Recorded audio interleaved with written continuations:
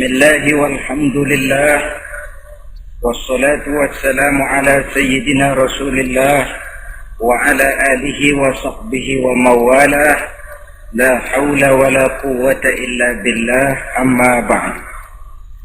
Saudara-saudara kaum muslimin rahimakumullah, suatu hari ketika baginda Rasul masuk ke dalam masjid, didapatinya seorang sahabat tengah khusyuk bertafakur di dalam masjid. Sahabat itu bernama Abi Dzar Al-Ghifari. Dihampiri beliau oleh baginda Rasul, kemudian ditanya, "Hai Abi Dzar, begitu khusyuk dan tafakur engkau di dalam masjid, gerangan apa permohonanmu kepada Allah di tempat yang suci ini?" Abi Dzar menjawab, "Maafkan saya ya Rasul. Saya dari tadi di masjid di sini ini bukan berdoa. Lalu wirid juga tidak. Iktikaf ya setengah iktikaf. Habis kenapa kamu di sini?" "Saya menghindar orang ya Rasul." "Menghindar orang kenapa?" "Terlalu banyak datang orang ke rumah saya nagih utang. Saya jadi bingung mau pergi kemana. Akhirnya saya pikir tempat yang netral, yang kira-kira orang nggak datang lagi, ya ke masjid di sini. Maka saya lalu ngetem di sini. Model ke masjid bukannya wirid, zikir, takut diuber-uber utang." Baginda Rasul senyum, lalu beliau berkata, "Hai Abi Dzar, maukah engkau aku ajarkan satu doa yang kalau kamu amalkan Allah akan bebaskan hatimu dari perasaan dililit hutang." Bukan dibebasin hutangnya, dibebasin dari perasaan dililit oleh hutang. Sebab kalau ada doa yang kalau dibaca hutang jadi lunas ya enak. Jadi ini jangan keliru saudara-saudara. Kalau diamalkan hati bebas dari perasaan dililit oleh hutang. Mau ya Rasul? Lalu diajarkanlah doa itu, Allahumma inni a'udzubika minal hammi wal hazan wa minal ajzi wal kasal wa minal jubni wal bukhl wa min ghalabatid dain wa qahrir rijal. Ma'asyiral muslimin rahimakumullah, banyak di antara kita yang kalau diajarkan satu doa lalu tidak mengukur diri antara doa itu dengan pribadi kita. Padahal syarat di antara kabulnya doa sejak dari adab berdoa sudah diajarkan.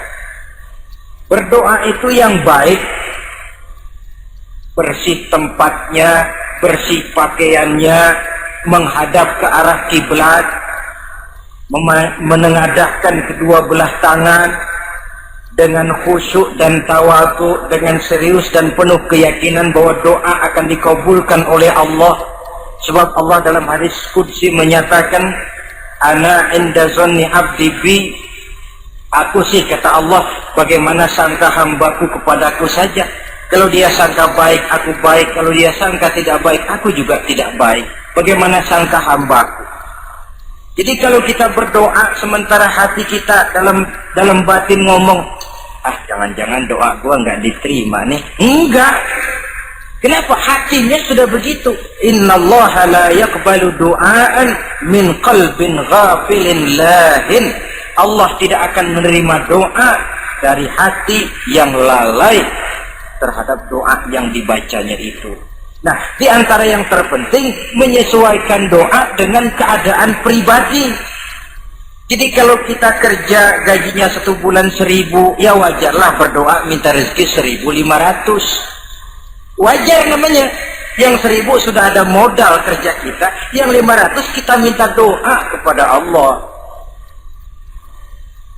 Saudara hadirin, begitu juga doa yang diajarkan oleh baginda Nabi kepada Abi Dzar. Ini hakikatnya mengajarkan kita manusia untuk menjauhi penyakit rohani. Doa ini mengajarkan 8 macam penyakit rohani yang menjadi dinding antara kita dengan Allah. Dan penyakit rohani ini lebih bahaya daripada penyakit jasmani. Kenapa? Penyakit rohani tidak menyebabkan orang masuk neraka.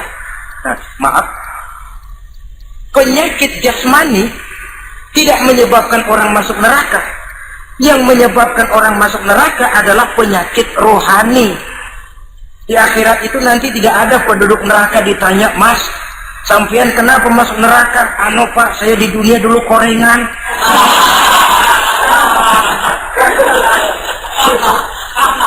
Itu korengan, liver, ginjal, darah tinggi, jantung, paru-paru basah, bengek, ampem. Penyakit-penyakit jasmani itu tidak menyebabkan orang masuk neraka. Yang menyebabkan orang masuk neraka penyakit rohani. Apa namanya? Sombong, hasud, dengki, ujub, ria, merasa diri lebih hebat dari yang lain, tidak ikhlas. Itu penyakit-penyakit rohani. Maka di dalam doa yang diajarkan kepada Abi Dzar dan hakikatnya diajarkan kepada kita semua, Nabi menjelaskan 8 penyakit rohani. Saya sampaikan ini pada pertemuan kali ini karena sekarang penyakit rohani jarang mendapat perhatian. Sedangkan penyakit jasmani, anak kita pilek dikit pun sudah berangkat kita ke dokter spesialis anak.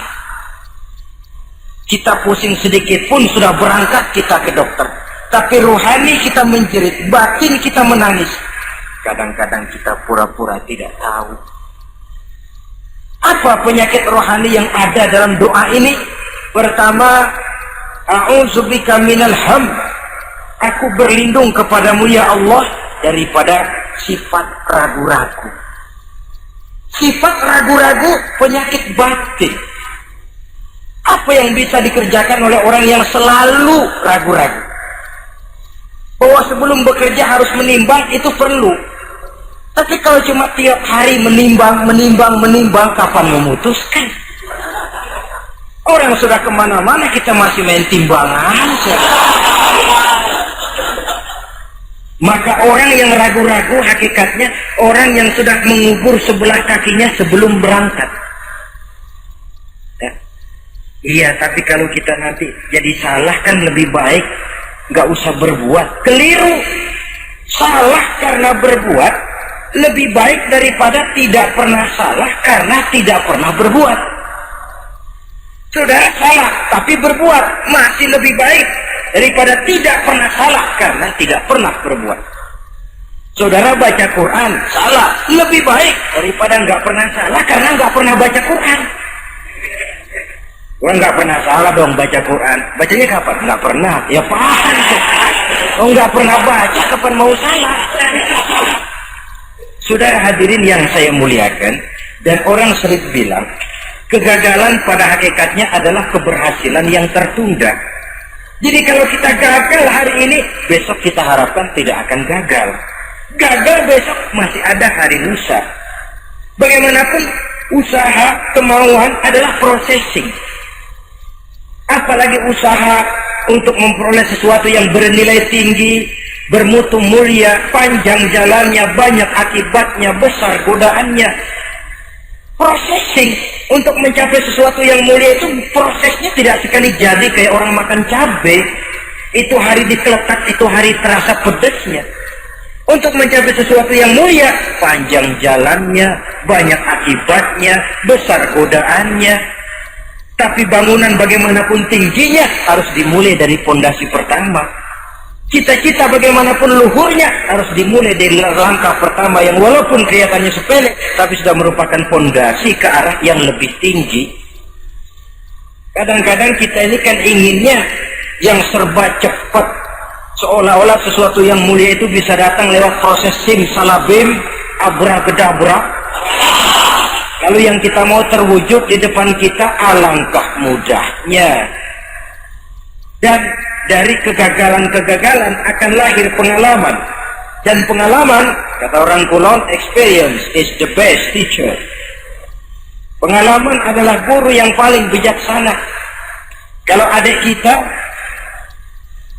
jalan di tempat licin, jatuh, besok dia lewat situ lagi, gak usah dipesen juga dia pasti hati-hati.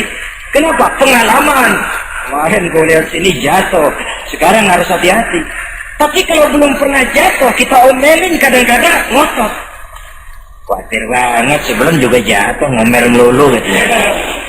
Tapi satu kali dia jatuh, dia sendiri akan hati-hati. Begitu kegagalan yang kita temukan dalam hidup merupakan nasihat bahwa seorang muslim tidak mungkin jatuh di tempat yang sama 2 kali berturut-turut. Kemarin lewat di situ jatuh lagi, sekarang lewat di situ lagi jatuh lagi, emang goblok dah. Bisa jatuh 2 kali di tempat yang sama kan namanya tidak mengambil pelajaran dari apa yang sudah dia temui. Jadi saudara hadirin, terutama adik-adik remaja, masa depan kalian itu merupakan harapan dari semuanya. Kami yang tua terlalu banyak berharap dari kalian, sementara hari depan kalian lihat sendirilah, persaingan hidup makin tajam, tensi ekonomi makin tinggi, jumlah angkatan tenaga kerja yang masuk tidak jauh dari seimbang dengan lapangan kerja yang bisa disiapkan. Kalau kita dihambat oleh penyakit ragu-ragu, orang lain sudah berbuat dan kita masih menonton, boleh sangat jadi nantinya kita akan terpojok di sudut-sudut kehidupan untuk lebih banyak jadi penonton daripada jadi pemain. Lebih sering menjadi objek daripada menjadi subjek. Istilah Arabnya lebih sering menjadi maf'ul daripada menjadi fa'il. Namanya juga orang nonton, soknya kan kayak lebih pintar dari yang main. Wajar orang nonton bola ngomel melulu. Itu Maradona tolol, Maradona ditololin. Ajat sederajat goblok, ajat digoblokin. Kalau sudah dia disuruh main ke lapangan, gempor dia nggak bisa nih. Namanya penonton, dan wajar saja penonton juga kalau nggak surat nggak rame tuh lapangan. Saudara hadirin yang saya muliakan, maka keraguan-raguan akan jadi penyakit yang menghalangi orang pada saat dia harusnya sudah berbuat, dia malah berpangku tangan. Akhirnya dia akan jadi orang yang ketinggalan kereta. Sementara hidup tidak berjalan mundur ke belakang dan tidak juga berhenti. Tidak ada kata berhenti atau kata mundur dalam hidup. Berhenti kita diinjak orang, mundur kita hancur. Hidup ini seperti cerita tentaranya Tariq bin Ziyad ketika menyeberang ke daratan Spanyol di selat Jabal Tariq. Sejarah menyebutnya Gibraltar ya.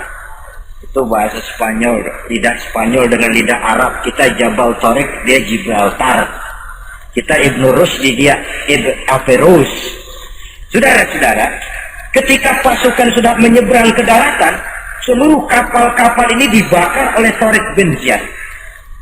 Beliau sadar menghadapi tentara yang jumlahnya lebih banyak dari tentaranya sendiri. Maka seluruh kapal dibakar. Lalu beliau pidato di depan tentaranya. Ayuhan nas, ainal mafar, al-bahru min waraikum, wal adu amamakum. Saudara-saudara, sekarang mau lari kemana?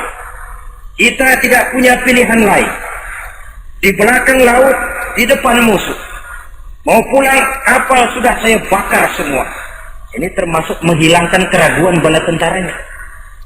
Mundur, kecebur, mati. Maju menghadapi musuh yang jumlahnya jauh lebih banyak, resikonya juga mati. Namun mati maju, mati syahid. Mati mundur, kecebur, mati konyol. Pilih. Ya tentu tidak ada pilihan lain. Menghilangkan keraguan di kalangan tentaranya, juga menghadapi kehidupan ini. Menimbang adalah perlu, tapi berbuat lebih perlu lagi. Jangan takut salah, karena salah berbuat lebih baik daripada tidak pernah salah karena tidak pernah berbuat. Kesalahan pada akhirnya akan mendidik kita untuk tidak salah lagi pada masa-masa yang akan datang. Ini penyakit pertama. Penyakit yang kedua, al-hazan, penyakit duka cita. Manusia itu egonya terlalu besar. Kalau dia kehilangan sesuatu yang dia tidak senangi atau menemukan sesuatu yang tidak dia harapkan, dia bersedih. Kesedihan itu timbul sebenarnya karena egonya. Bapaknya meninggal, dia sedih. Sebenarnya kesedihannya bukan karena matinya bapaknya, tapi kesedihannya karena dia tidak punya orang tua lagi. Dianya itu yang dia tangisi, akunya. Perkara bapaknya mati sih, memang semua yang hidup mesti mati. Tapi dia nggak punya bapak, itu yang lebih dia sedih. Akunya ini, ekoknya manusia itu. Seorang perempuan yang ditinggal mati oleh suaminya, dia menangis. Bukan karena suaminya yang mati, tapi karena dirinya tidak bersuami. Dirinya yang lebih banyak dia tangisi. Ekoknya itu yang lebih banyak bicara.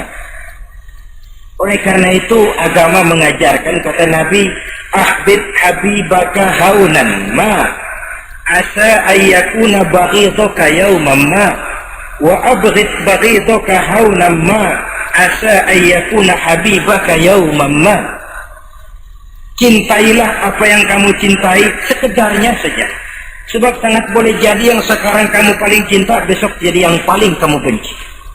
Tapi bencilah apa yang kamu benci sekedarnya saja, sebab boleh jadi yang hari ini paling kamu benci besok akan kamu paling cintai.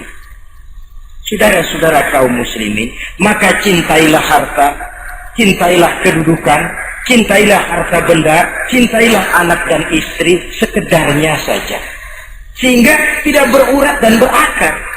Sebab kalau dia sampai berurat dan berakar di hati ini, nanti ketika datang saat berpisah, kita seakan tidak mau menghadapi kenyataan. Kita seakan ingin lari dari kenyataan.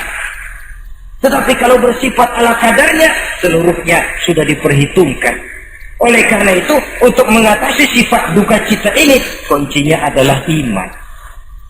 Siapa sih orang yang tidak pernah sedih dalam hidup ini? Tapi siapa orang yang tidak pernah senang dalam hidup ini? Tidak ada orang yang senang terus dan tidak ada orang yang sedih terus. Dia berganti. Bahkan itulah yang bikin hidup ini nikmat. Coba kalau hidup ini isinya ketawa saja, monoton. Sebaliknya kalau hidup isinya cuma nangis saja, bagaimana rasanya? Tapi ada senyum, ada tangis, ada duka, ada suka. Itulah bumbu daripada kehidupan. Cuma tentu saja saudara-saudara, duka cita yang pada gilirannya akan membawa kebahagiaan, itu yang harus berani kita hadapi. Tapi duka cita yang tidak beralasan, itu yang jadi penyakit. Kaya, sedih, takut miskin, itu kan tidak beralasan. Kita punya jabatan, takut merosot, takut pensiun, dengar mau ada mutasi, gerusak-gerusuk. Kan itu yang tidak beralasan. Duka cita semacam itu tidak beralasan, karena tidak sadar bahwa pada awalnya itu pun tidak dia miliki. Kalau duka cita itu akan membawa kebahagiaan, tidak perlu kita takuti. Satu contoh, kalau di depan saudara saya sodorkan 2 gelas, yang satu isinya jamu, yang satu sirup. Kira-kira saudara minum jamu apa sirup? Jamu apa sirup? Orang yang berpikir panjang saya yakin pasti minum jamu. Pahit memang, getir memang waktu minum. Tapi besok badan sehat, tenaga kuat, gairah kerja ada, semangat hidup tumbuh. Ini orang Islam, orang yang berpikir jauh ke depan. Ke depan kemana? Dia tidak cuma mikir dunia, dia mikir kubur, alam kubur, dia mikir akhirat, maka dia berani minum jamu. Apa jamu itu? Puasa. Jamu pahit, emang enak banget buat tengah mati. Sembahyang jamu pahit, sedekah jamu pahit sekarang. Tapi besok kita pulang ke alam kubur, ya Allah nikmat alam kubur. Untung kemarin waktu di dunia minum jamu, waktu di dunia sembahyang kuburan terasa nikmat. Waktu di dunia sedekah, kuburan dipakein AC. Padahal cuman goceng sedekahnya. Adapun orang yang di luar Islam, dia berpikir pendek. Yang dia lihat cuma yang di depan hidungnya saja. Dia nggak mikirin alam kubur, dia nggak mikir akhirat. Yang dia pikirin cuma dunia aja. Kenapa gue mesti minum jamu pahit? Sirup nih, manis. Dia minum sirup manis memang waktu minum, tapi besok bibir mancung, bengkak, sirawan, sariawan itu. Saudara-saudara, Sholat sirup, tidak sholat sirup, manis. Orang-orang puasa dia tidak puasa, sirup, manis. Bakhil, pelit, sirup, manis. Apain sedekah? Ya tumpuk aja tuh harta dah, jangan disedekahin. Sirup, manis memang. Besok dia pulang ke alam kubur, baru terasa bibirnya pada bengkak. Baru timbul, gua nyesel banget minum sirup kemarin. Jadi saya katakan kuncinya adalah iman. Berangkat dari surah Ali Imran ayat 139, Allah berpesan, wala tahinu wala tahzanu wa antumul a'launa in kuntum mu'minin. Kamu tidak perlu gundah gulana, kamu tidak perlu duka cita dan sedih hati. Kamu sesungguhnya adalah tinggi jikalau kamu benar-benar beriman. Jadi dengan iman, duka cita yang tidak beralasan tidak perlu ada. Karena sifat duka cita yang tidak beralasan merupakan penyakit rohani yang menjadi penghambat agar orang tidak memperoleh kemajuan apapun dalam kehidupannya. 2. Penyakit rohani yang ketiga, saudara-saudara, al-ajz, penyakit lemah.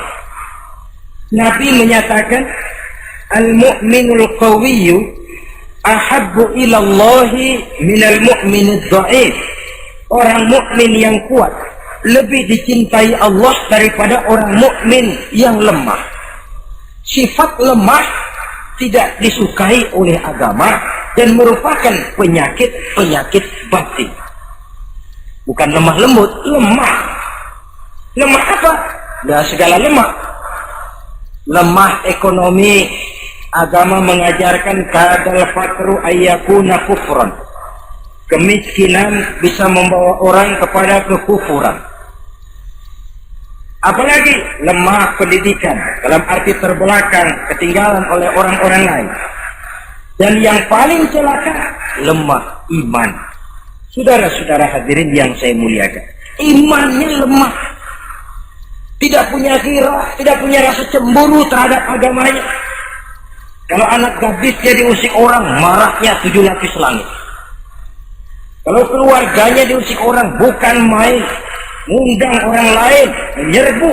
Itu orang yang coba-coba ngusik. Tapi agamanya dihina orang, agamanya diinjak-injak orang.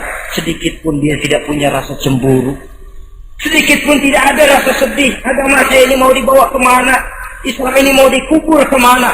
Lemah iman semacam itu yang kita rasakan sekarang. Sekarang ini orang marah kalau hartanya diusik, orang marah kalau anak istrinya diusik, orang marah kalau temannya diganggu. Tapi giliran agamanya diganggu, agamanya diusik, agamanya dihina, tenang-tenang saja, bah. Tidak ada itu gairah, tidak ada itu rasa cemburu terhadap agama. Kaum muslimin yang saya muliakan, lemah iman semacam ini yang sangat membahayakan untuk kelangsungan kehidupan beragama. Di zaman Khalifah Umar bin Abdul Aziz, dalam satu pertempuran melawan orang-orang kafir, tentaranya mengalami kekalahan. Karena kalah, banyak yang ditahan jadi tawanan orang kafir, termasuk 3 orang ofisir setingkat komandan dan beberapa puluh prajurit ditahan di negara kafir ini. Terhadap tahanan-tahanan Islam ini, raja kafir musyawarah sama para menterinya, terutama Perdana Menteri. Tuan Perdana Menteri, kata raja kafir, bagaimana? Ini tahanan-tahanan Islam yang enak kita apain?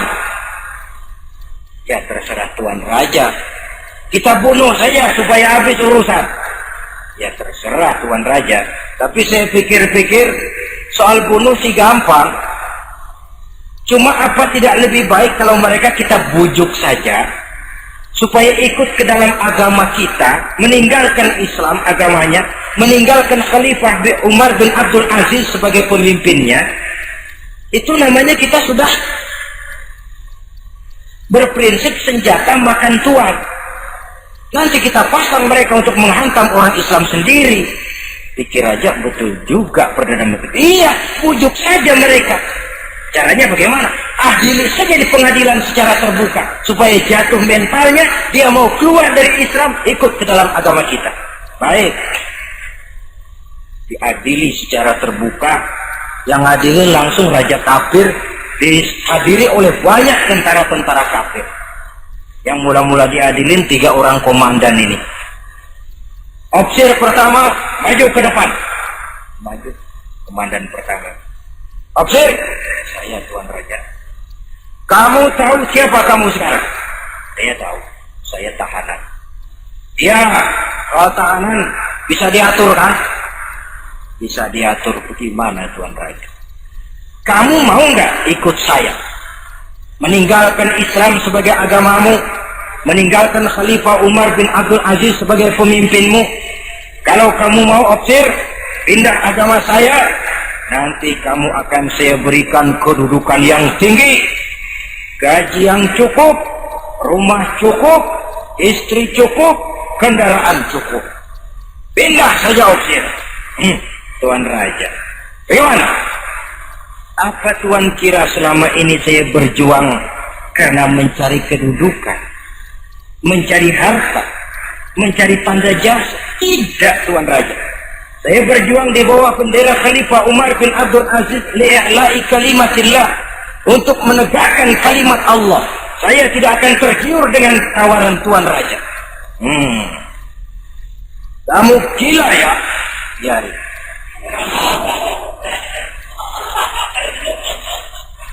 Kamu berani dari kemarin. Opsir, kalau kamu tetap dengan pendirian kamu, kamu akan saya bunuh. Silahkan Tuan Raja. Lebih baik nyawa terpisah dari badan, asal iman jangan berpisah dari hati. Gila ini. Biarin. Bunuh. Datang Al-Qudus, dipancung kepalanya, putus lehernya dengan badannya pisah. Jatuh kepala itu ngegelinting ke bawah, muter kepala itu kayak orang tua sambil ngaji baca Quran. Tinggal kepalanya saja, kita dengan badan masih sempat ngaji. Sampai Raja kafir bingung, minggir, ini ada kepala ngaji. Ayatnya yang dia baca, ya ayyatuhan nafsul mutmainnah, irji'i ila rabbiki radiyatan mardiyah. Wahai jiwa yang tenang, kembalilah kamu menghadap Allah dengan ridha dan diridhoi. Engkau gugur sebagai syahid, tidak tergiur oleh bujukan harta, tahta, dan kedudukan. Niatmu ikhlas karena Allah, kembalilah menghadap Allah dengan ridha dan diridhoi. Wadkhuli fi ibadi wadkhuli jannati, masuklah ke dalam golongan hamba-hambaku, masuklah ke dalam surgaku. Di penghujung ayat, matanya tertutup dengan rapat, bibirnya senyum menghadap Allah, gugur sebagai syahid. Raja kafir geleng kepala, dasar santri gila, sudah mau mati masih ngaji. Opsir yang kedua, komandan kedua yang jadi tahanan ini, kata raja, opsir kedua, saya Tuan Raja, kamu sudah lihat temanmu opsir pertama tadi? Sudah Tuan Raja. Mati kan? Mati. Kamu mau mati atau mau ikut saya keluar dari agamamu Islam dengan pangkat cukup, gaji cukup, rumah cukup? Bagaimana? Sudah Tuan Raja. Sudah apa? Sudah, jangan banyak omong.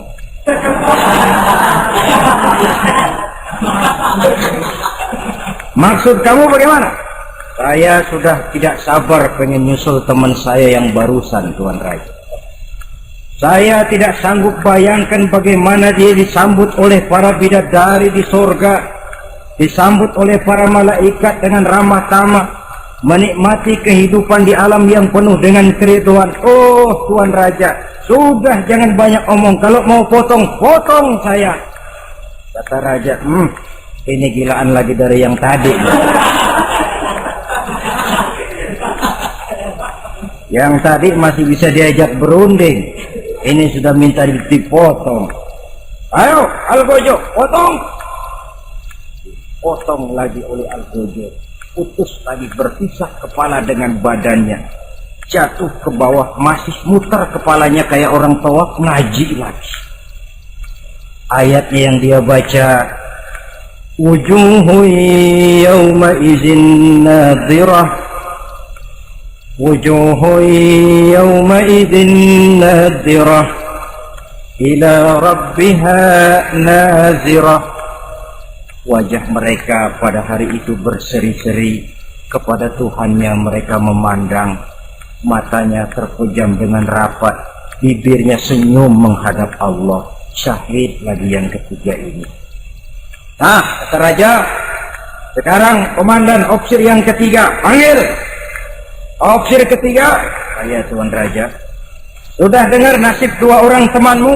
Sudah Tuan Raja. Mati? Mati. Kamu bagaimana? Saya mau hidup Tuan Raja. Jadi kamu mau ikut saya? Mau Tuan Raja, saya mau. Mau meninggalkan Islam sebagai agamamu? Mau Tuan Raja. Mengkhianati khalifahmu Umar bin Abdul Aziz? Iya Tuan Raja. Daripada hidup saya kan, daripada mati mendingan itu Tuan Raja. Daripada nggak punya apa-apa kan mendingan punya apa-apa. Baik, baik. Nanti saya musyawarah sama Perdana Menteri, kamu saya angkat jadi pejabat tinggi. Baik Tuan Raja. Akhirnya Raja musyawarah. Perdana Menteri, saya Tuan Raja. Ini opsir ketiga baik ini, mau ikut kita keluar dari Islam. Kita angkat jadi apa dia? Itu sih urusan Tuan soal angkat mengangkat. Cuman saya pikir-pikir kok aneh Tuan Raja. Aneh bagaimana? Ini opsir ketiga ini kok mau ya meninggalkan agamanya. Mau mengkhianati saudaranya sendiri. Saudaranya sebangsa, setanah air, seiman, sekeyakinan, hanya karena ditawari oleh kedudukan mau dia khianati. Orang itu kalau sudah mau mengkhianati bangsanya sendiri Tuan Raja, apalagi bangsa lain. Sekarang ini dia sopan sama kita karena kepengen selamat. Nanti kalau ada kesempatan, bukan kita yang ditikam dari belakang, senjata makan Tuan. Jadi menurut kamu bagaimana Perdana Menteri? Menurut saya opsir ketiga ini komandan bejat. Masa orang bejat jadi pejabat, rusak rakyat. Malah orang dua yang mati itu orang bagus, punya prinsip, punya pendirian, nyawa taruhannya, iman tidak goyah. Itu malah kalau bisa yang dua itu dihidupin lagi. Orang punya pendirian, ya hidupin tuh gimana udah kadung mati? Gak bisa. Jadi yang ketiga ini gimana? Kalau menurut saya yang ketiga ini bunuh saja Tuan Raja. Ngapain miara orang bahaya? Bunuh saja. Bunuh. Iyalah kalau begitu bunuh saja. Betul juga kamu. Sidang dibuka kembali. Opsir ketiga, gimana Tuan Raja? Saya diangkat jadi apa? Kamu nggak diangkat. Nggak diangkat bagaimana? Kamu opsir bejat. Oh bejat. Iya. Agamamu saja kamu mau tinggalkan, saudaramu sebangsa setanah air mau kamu khianati, apalagi kami yang orang lain bangsa dengan kamu. Kalau ada kesempatan kami akan kamu tikam dari belakang. Jadi saya gimana? Kamu dibunuh. Bunuh. Tuan Raja. Bunuh. Iyalah, bunuh. Tapi saya mau Islam lagi Tadinya saya mau keluar dari Islam, saya pikir dapat kedudukan tinggi kalau dibunuh juga. Iyalah bunuh, tapi saya tak Islam lagi. Terserah mau Islam mau tidak, pokoknya bunuh. Iya, saya mau Islam lagi. Cepat. Iya. Kalau mengucap 2 kalimat syahadat mau Islam lagi, macet lidah. Ayo cepat. Iya Pak. Asyhadu Tidak bisa mengucap syahadat. Ayo cepat. Iya Pak. Asyhadu Tidak bisa. Sampai goloknya Al-Gojo keburu sampai ke lehernya. Putus leher itu, pisah kepala dengan badan. Jatuh kepalanya ke bawah. Dia bekas orang Islam, masih bisa ngaji.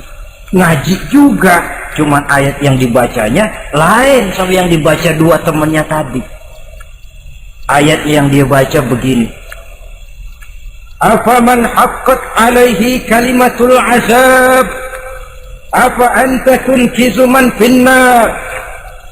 Orang yang sudah memang akan mendapat vonis azab di neraka, bisakah kamu menyelamatkan mereka dari azab yang sangat pedih? Bertahun-tahun dia berjuang untuk Islam di bawah kepemimpinan Umar bin Abdul Aziz dengan niat li'la'i kalimatillah. Tapi di akhir perjuangannya dia tergoda oleh harta dan kedudukan. Dia keluar dari Islam, dan dikala itu ajal datang merenggut nyawa, dia mendapat su'ul khatimah, matinya ke dalam neraka. Na'udzubillah min. Ini termasuk lemah iman, saudara-saudara, dan itu penyakit yang bahaya. Biar lemah ekonomi, biar lemah pendidikan, kalau iman kuat, insya Allah masih ketolong. Tapi biar ekonomi kuat, pendidikan kuat, iman lemah, malah yang kuat tadi akan menghancurkan nilai iman yang lemah itu tadi. Disinilah mabda'nya, berlindung kita kepada Allah dari lemah hati, lemah iman, lemah akidah. Baik, penyakit rohani yang ketiga, wa a'udzubika minal kasal. Aku berlindung kepadamu ya Allah daripada sifat penyakit malas. Malas adalah penyakit batin. Santai perlu, refreshing perlu, tapi kalau tiap hari santai, apakah kita akan jadi generasi santai? Dan persoalan apa yang bisa kita selesaikan dengan posisi santai? An-Nisa ayat 95 menegaskan, la yastabil qa'iduna minal mu'minina ghayra ulid dharari wal mujahiduna fi sabilillah.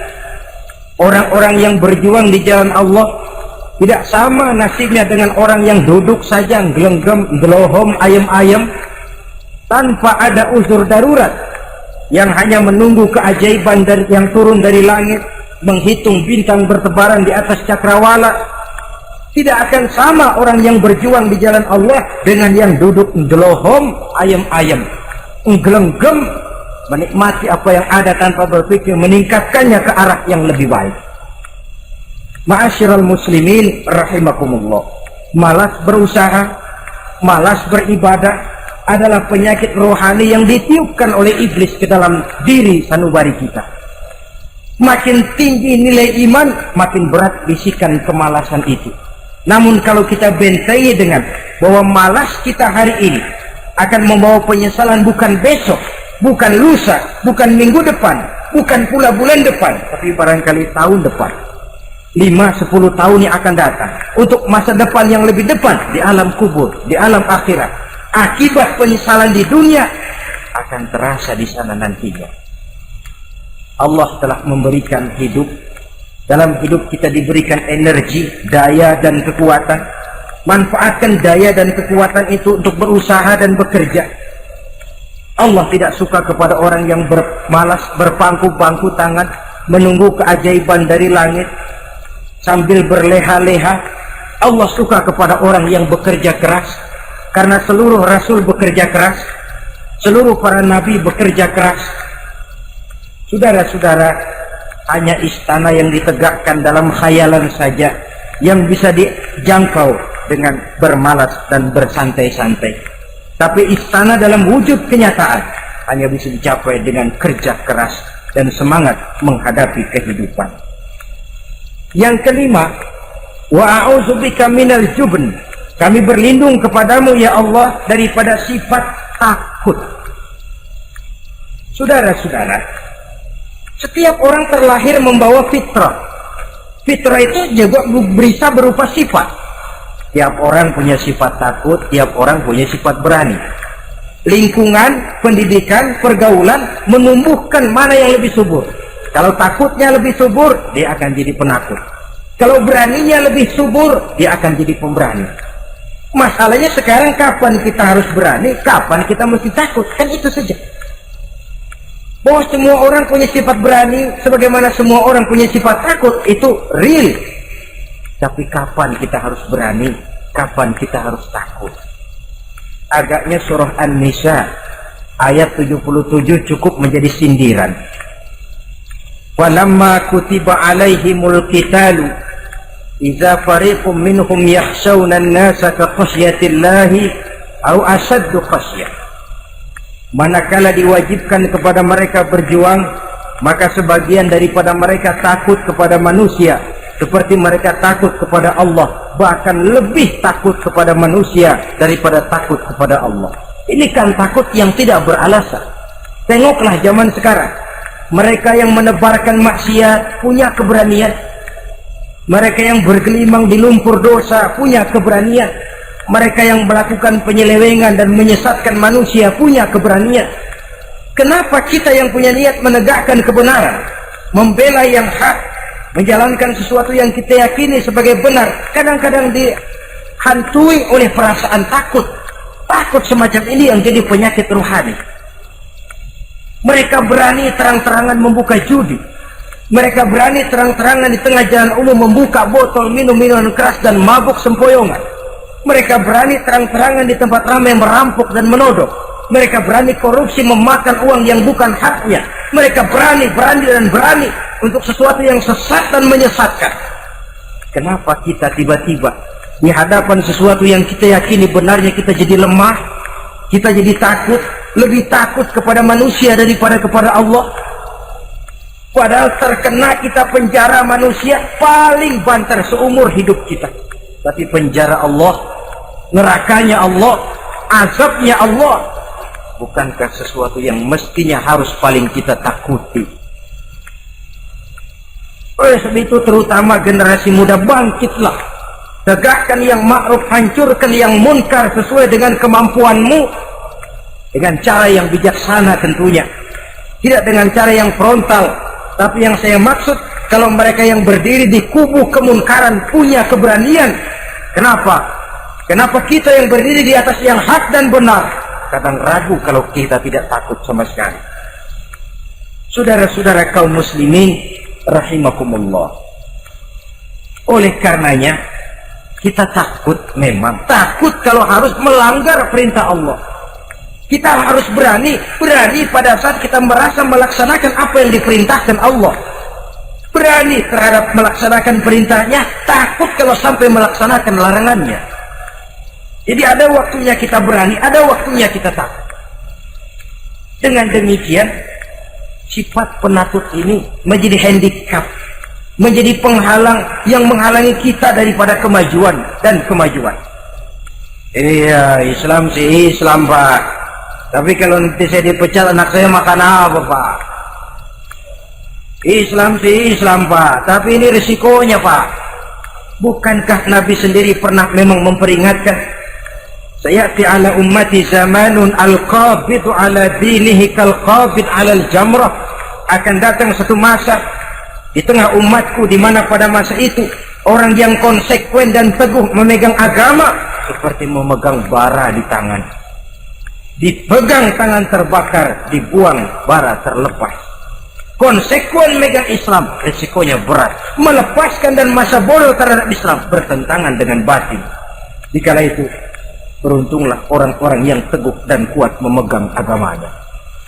Ma'asyiral muslimin rahimakumullah, hanya sifat berani yang menyebabkan Islam berhasil menembus dinding Jazirah Arabia, memasuki Bizantium dan Persia, mendarat di Spanyol, memasuki Selat Jabal Tariq, pada gilirannya mewarnai hampir 2/3 belahan bumi, menjadi mercusuar di lapangan ilmu dan peradaban. Berani karena benar. Jadi yang saya anjurkan itu bukan berani babi. Tahu berani babi? Mau nyeruduk aja. Berani yang tanpa perhitungan itu berani babi namanya, nyeruduk aja. Ya kalau kelempengan yang diseruduk tahu empuk, tapi kalau yang diseruduk mesin giling kan bongkar kepalanya. Jadi bukan berani yang tanpa perhitungan, berani yang dengan taktik dan strategi. Sebab keberanian tanpa perhitungan akan menyebabkan kita menjadi orang yang ngawur. Dalam istilah sosial dinamakan trial and error, spekulasi namanya. Dan itu harus pulang kepada diri kita. Keberanian tidak bisa dipompakan, keberanian tidak bisa dicangkokkan, harus bermuara dari kita. Contoh saja, ketika Nabi dan Abu Bakar di Gua Sur, Quraisy kafir yang ngejar sampai di situ, kalau mereka nengok ke bawah Nabi akan kelihatan Abu Bakar sedikit grogi.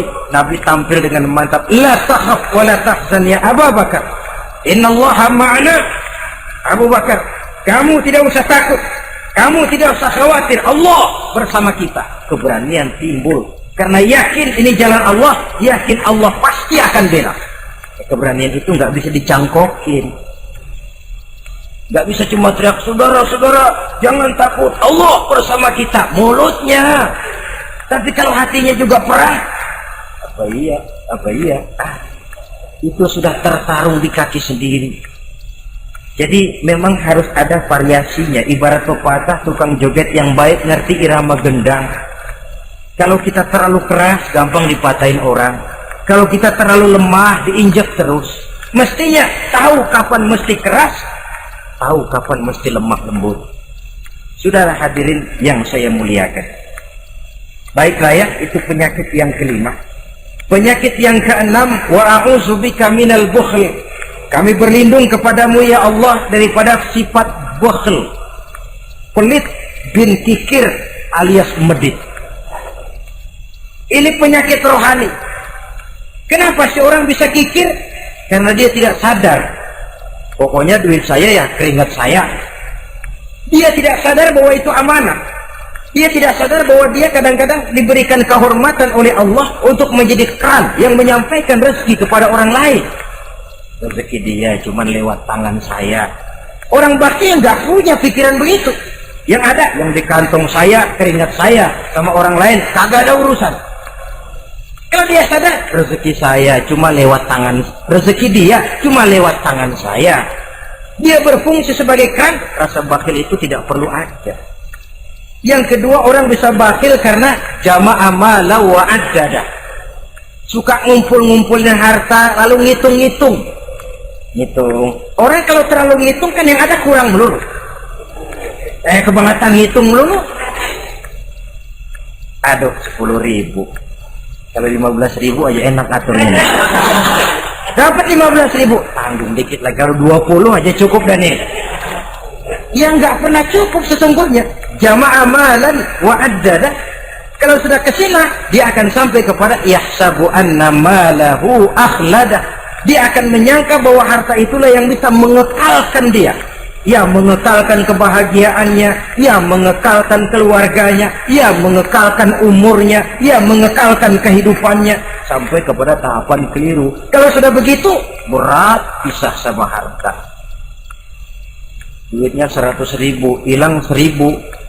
Yang hilang doang tuh yang dia pikirin. Yang masih ada yang 99.000 dia nggak ingat. Waduh, mati gua. Ngapa? Duit 1.000 hilang, mati. Padahal yang ada ketimbang yang hilang masih lebih banyak yang ada. Hilang itu yang 99, yang 1.000 yang dia ingat. Hilang 1.000, mati gua dah, mati gitu.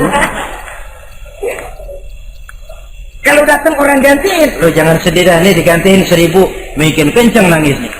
Kenapa nangis? Kenapa bikin nangis? Coba yang tadi nggak hilang jadi 2.000 kan. Ingat yang tadi hilang. Kapan syukurnya kalau sudah jama'a malan wa addada? Prosesnya akan sampai kepada yahsabu anna malahu akhlada. Memang harta itu bisa mengekalkan kita. Kapan? Kalau dia kita belanjakan di jalan Allah. Itu harta yang mengekalkan kebahagiaan. Kita berikan dia kepada yatim piatu. Kita berikan dia memperbaiki jalanan umum. Kita berikan dia membangun puskesmas. Kita berikan dia membangun masjid, pondok-pondok pesantren, memakmurkan majelis-majelis taklim. Itu harta yang mengekalkan kita. Adapun yang kita belikan, ya belikan pakaian pangkatnya toko. Bagus benar. Sekarang 4-5 tahun yang akan datang lari ke dapur. Bukan dibersihin, ngebersihin. Makanan yang paling enaknya waktu di tenggorokan. Sudah masuk ke dalam perut, sudah nggak ada bedanya singkong dan sate. Malah besok pagi keluar bauan sate daripada singkong. Bedanya makanan cuma di kerongkongan saja. Saudara hadirin yang saya muliakan, jadi kalau sadarlah kita bahwa karunia yang datang itu memang amanah Allah, kenapa harus bakhil? Bahwa rezeki orang harus lewat tangan kita, kenapa harus mengelak? Tidak ada orang jatuh miskin karena dia dermawan. Tidak ada orang jadi susah karena banyak menolong orang. Karena mungkin keberkahannya yang penting itu. Dia menolong orang, orang tidak bisa membalas, tapi Allah membukakan jalan lewat jalan lain yang tidak dia perkirakan sebelumnya. Ma'asyiral muslimin, apalagi kalau orang itu adalah orang yang dekat dengan kita. Maksud saya ibu bapak kita. Oh, itu balasannya paling kontan. Berbuat baik kepada ibu, berbuat baik kepada bapak. Ada rezeki sedikit, belikan makanan yang disenangi orang tua kita. Pak, ibu, alhamdulillah ada rezeki, ini makanan kesukaan bapak, ibu. Menurut kita sederhana, sepele, Allah akan balas, itu paling kontan lewat jalan yang tidak kita sangka-sangka. Ibu bapak, yatim piatu terutama juga. Saudara kaum muslimin rahimakumullah. Oleh karenanya, sekali lagi tidak ada orang jadi kaya karena dia kikir, pelit. Kenapa sih tuh orang jadi miliuner? Oh, dia dari muda pelit banget. Tidak ada. Dan tidak ada orang jatuh bangkrut karena rajin sedekah. Kata Nabi, inna sedaqatal mar'il muslim tazidu fil umri wa tadfa'u mitata su'i. Sesungguhnya sedekahnya seorang muslim bisa menambah panjang umur dan menyelamatkan orang dari mati secara su'ul khatimah. Panjang umur bisa artinya jumlahnya tambah, bisa berarti walaupun orangnya sudah mati, namanya tetap hidup dikenang orang kebaikannya. Itu pun panjang umur namanya. Namanya tidak hancur, walaupun jasadnya hancur masuk ke dalam tanah dimakan oleh cacing tanah. Namanya akan hidup terus, bahkan ditulis dengan tinta emas dalam sejarah. Bakhil, pelit adalah penyakit batin. Dokternya agama dan kemauan diri merubahnya dengan sadar bahwa karunia adalah amanah. Ini penyakit bakhil nggak bisa ke rumah sakit, ke rumah dokter medis. Dokter, saya punya penyakit pelit, bagaimana ngobatinya? Suntik. Tidak bisa. Suntiknya adalah agama, saudara-saudara. Yang ketujuh, wa min ghalabatid dain, inti doa. Saya berlindung kepadamu ya Allah, jangan sampai ada perasaan dililit utang. Bahwa kita hidup tutup lubang, gali lubang itu biasa. Tapi kalau gali terus nggak pernah nutup, ini mau kejeblos namanya. Utang lalu nggak bayar-bayar, namanya gali lubang, nggak pernah nutupin. Bahkan Nabi pesan, alaikum biddain, fa innahu hamun billail wa dani'un bin nahar. Kalau bisa kamu nggak usah ngutang. Kenapa? Utang itu siangnya bikin kita takut ketemu orang, malamnya bikin kita susah tidur. Coba dah kalau nggak bisa ngutang, berabe, malam nggak bisa tidur, siang takut ketemu orang. Jangan kepergok nih, belum ada duit buat bayar. Jalan ke sono, takut ketemu. Jalan kemari, takut ketemu. Akhirnya nggak kemana-mana, ngumprak di rumah. Tetapi adat hidup, saudara-saudara, apalagi kita yang ekonomi menengah ke bawah, biasa adat hidup itu tutup lubang gali lubang, saling menerima, saling memberi. Tapi yang diajarkan oleh agama, oke, gali lubang silakan, asal bisa nutupin. Kalau tiap hari gali lubang dulu, karena kejeblos akhirnya. Oleh karena itu, apalagi hutang ini menyangkut hukukul adami, hak manusiawi. Itu di akhirat nanti ya, taubatnya lebih sulit. Kalau saudara dosa kepada Allah, taubatnya cuma 3 syaratnya. Nyesel, berjanji tidak akan mengulangi, meninggalkan perbuatan jahat. Tapi kalau menyangkut hak manusia, syarat taubatnya 4. Saudara mencuri sendal, syarat taubatnya nyesel, berjanji tidak akan mengulangi lagi, meninggalkan perbuatan mencuri, lalu yang keempat, sendal orang pulangin.